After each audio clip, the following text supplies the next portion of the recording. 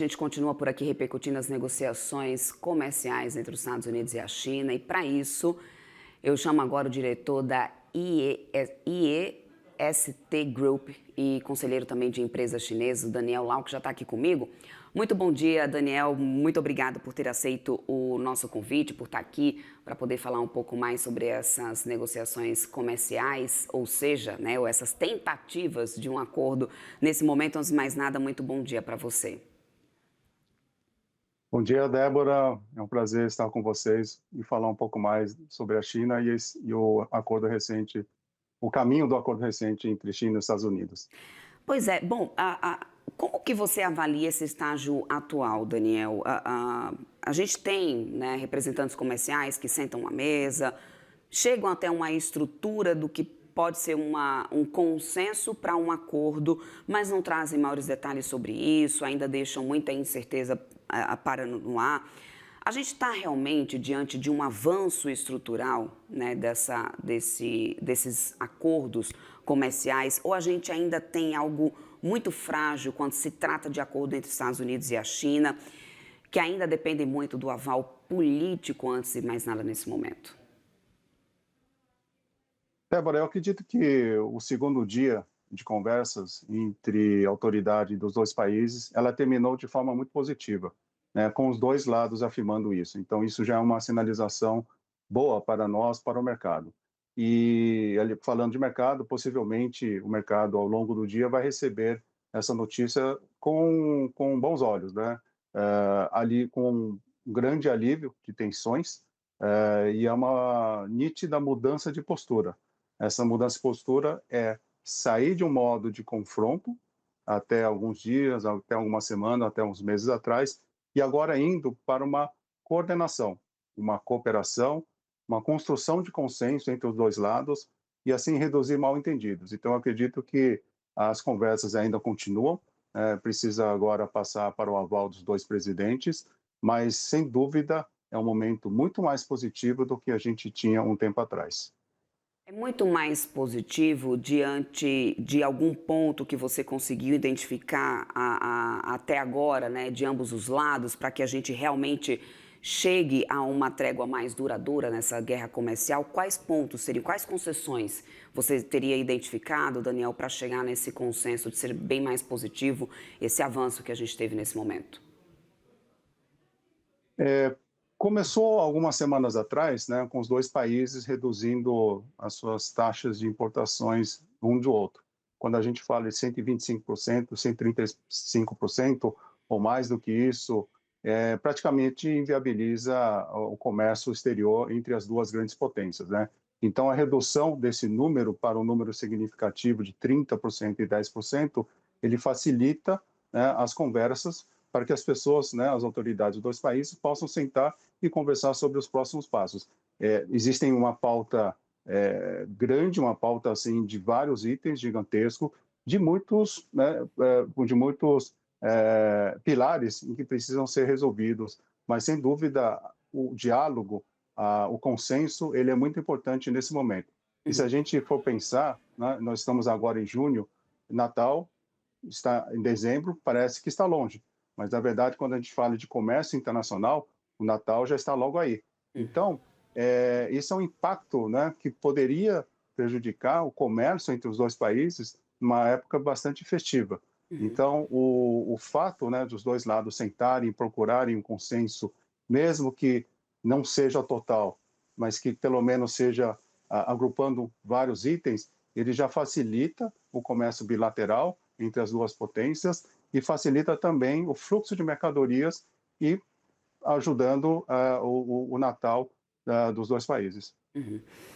Daniel, você acredita que pode realmente haver uma redução efetiva das tarifas que já estão em vigor? Eu te pergunto isso porque agora há pouco a gente teve o próprio presidente americano Donald Trump postando em sua rede social sobre mais uma vitória que teve no Tribunal de Apelações, que traz, né, a Donald Trump o suporte jurídico para que ele continue utilizando de tarifas como medida protecionista. Diante desse cenário, desse apoio jurídico que ele encontra nesse momento, de que maneira, né, ou seja, até onde a gente pode alimentar expectativas de que a gente realmente pode ter uma reversão ou uma redução efetiva dessas tarifas em vigor. Você consegue acreditar nisso? Você vê algum desdobramento em relação a isso? Débora, nós estamos ainda todos aqui em expectativa de detalhes a ser anunciados publicamente, né? Mas eu acredito que, independente se vai haver uma redução ou não de tarifas, o próprio fato, né, da conversas existirem e os dois lados sentarem para conversar é algo muito positivo para que as tarifas sejam reduzidas, que pode ser que aconteça agora, pode ser que aconteça um pouco mais para frente. Mas, sem dúvida, o gesto que foi feito semanas atrás, de você sair de 125%, 135% para 30% e 10%, isso é uma forma bastante calorosa de fomentar os próximos passos, as próximas conversas. E quanto a esse tema das terras raras, né? Poderia ser esse realmente o principal gatilho, e a gente teve uma base, né, de estrutura de consenso muito em cima desse assunto, pelo menos pelo que foi, né, dito e antecipado ali em algumas falas dos representantes comerciais. Nessa situação, quem estaria em maior vantagem nessas negociações, China ou os Estados Unidos, ou quem teria, né, uma maior dependência para que nesse momento tenha que aceitar entrar, né, num consenso de acordo para que não tenha um impacto tão grande? Qual que é a tua avaliação sobre isso? Faz uma grande Esse é um diferença nesse tema. momento essas terras raras? Eu acredito que todas as opções estão sendo negociadas, né? Todas as cartas estão sendo colocadas à mesa para que haja um melhor benefício mútuo, né? Tanto para um lado como para o outro lado. E, em específico, sobre as terras raras, hoje a gente sabe que o país com maior processamento, né, das terras raras é a China. E, com isso, ela é um ponto que você coloca na mesa para fazer uma conversa em que seja benéfica para os dois lados. Agora, é interessante dizer que tudo isso começou, de um lado, impondo restrições de exportações de produtos de alta tecnologia, então isso levou a uma cadeia de decisões, tanto de um lado como do outro. E um gesto muito positivo da China foi dias atrás, onde ela abriu novamente, ela permitiu a exportação de terras raras para os vários fabricantes, principalmente de automóveis ao redor do mundo. Uhum. Então, acredito que isso é um tema que vai ser conversado, já está sendo conversado, e boas notícias a gente pode ver nos próximos dias, quando for anunciado. Uhum. O efeito, né, que a gente pode ter nisso nas cadeias globais nesse momento, né? A gente tem o Brasil, e aí para tentar colocar o Brasil nessa discussão toda, né, ou seja, situar um pouco, até para quem está nos assistindo, a gente entender um pouco da importância ou não, ou do quanto isso pode impactar ou não o país. O Brasil também tem algum tipo de transação nessas terras raras com os Estados Unidos. Isso poderia trazer uma janela nesse momento de oportunidade para o Brasil em relação a esse tema, ou que a gente tem de relação com os Estados Unidos ainda é muito incipiente, dado o volume, né, e a importância que a gente sabe que nesse ponto os Estados Unidos e a China têm de uma maior significância. Teríamos condições de suprir essa necessidade, ser talvez uma alternativa para os Estados Unidos? Teríamos também nesse momento, diplomacia suficiente para conseguir barganhar acordos como esse? Eu acredito que sim. O Brasil, ele sai bem em todos os cenários, né? A gente sabe que em vários materiais, muitos das terras raras se encontram no Brasil. Então, o Brasil, em algumas terras raras, tem a segunda ou terceira maior reserva do mundo. A questão aqui não é nem a produção, é o refino desse produto. E isso exige bastante investimento, o que exige bastante tempo. Então, não basta somente extrair, você precisa de toda a infraestrutura, toda a cadeia para você fazer o refino dessa terra rara, para ela finalmente poder chegar na indústria. E esse processo é um processo que, novamente, é um processo que exige muito investimento, existe bastante tempo para você construir toda essa cadeia para fazer o refino. Agora, falando sobre a questão entre China, Estados Unidos e Brasil, hoje o Brasil ele se coloca numa posição muito favorável, né, tanto para um lado, por uma superpotência, como para o outro lado, da outra superpotência. E aí, falando sobre as relações entre Brasil e China, elas começaram há 50 anos, né, e alcançam hoje números surpreendentes. Então, se a gente for 25 anos atrás, né, no ano 2000, o comércio bilateral entre Brasil e China era de cerca de US$ 1 bilhão ao ano. Então, tudo que o Brasil importava e exportava para a China alcançou um número de US$ 1 bilhão por ano no ano 2000. Agora, em 2024, a gente alcança esse mesmo valor de US$ 1 bilhão a cada 2 dias. Então, esse é um número surpreendente em que mostra o tamanho do comércio bilateral que o Brasil tem com a China.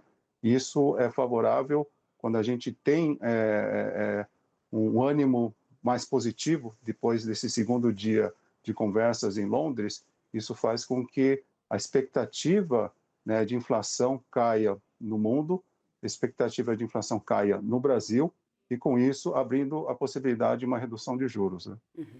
Que seria um ótimo e importante ponto nesse momento. Daniel, Seria. para ir caminhando aqui para o fim do nosso papo, eu queria aproveitar um pouco da tua experiência como conselheiro de empresas chinesas para entender o olhar que a gente pode ter nesse momento, né? Ou seja, através da tua relação, o teu contato direto com empresas, com empresários chineses, como que eles veem nesse momento tanto essa possibilidade de diversificação com outros países, também, quem sabe, o Brasil, e como que eles enxergam essa guerra comercial? Isso tem causado grande preocupação para as empresas chinesas? Qual que tem sido o olhar desses empresários, né, desses setores nesse momento para essa guerra comercial encabeçada por Donald Trump?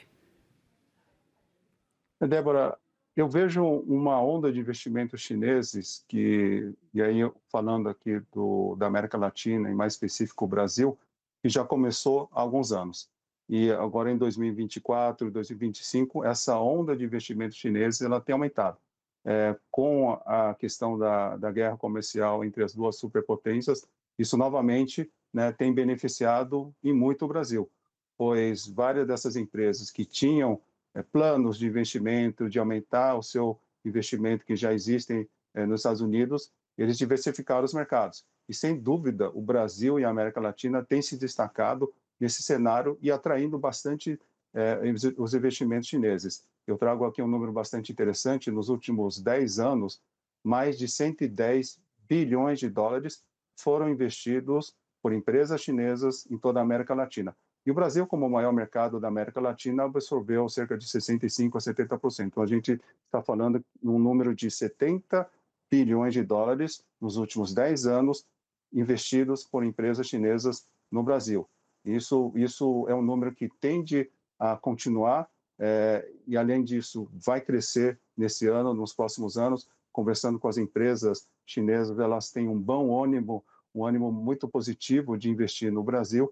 Eu trabalho com investimentos chineses há mais de 20 anos. Eu nunca vi um momento tão favorável, com tantas empresas querendo entrar e descobrir o Brasil, trazer os seus produtos, fazer investimentos, novas fábricas. Nós temos anúncios recentes, né, de fábricas no setor automotivo, de aparelhos celulares, de energia renovável. Então, são vários setores em que a gente consegue ver e perceber a presença de investimentos chineses no Brasil. Perfeito, eu quero muito agradecer, Daniel, aqui o teu tempo conosco. Conversamos com o diretor da IST Group e também conselheiro de empresas chinesas, o Daniel Lau. Muito bom dia para você, muito obrigada pela tua participação e até uma próxima, Daniel. Muito obrigado, Débora. Bom dia. Até mais, bom dia.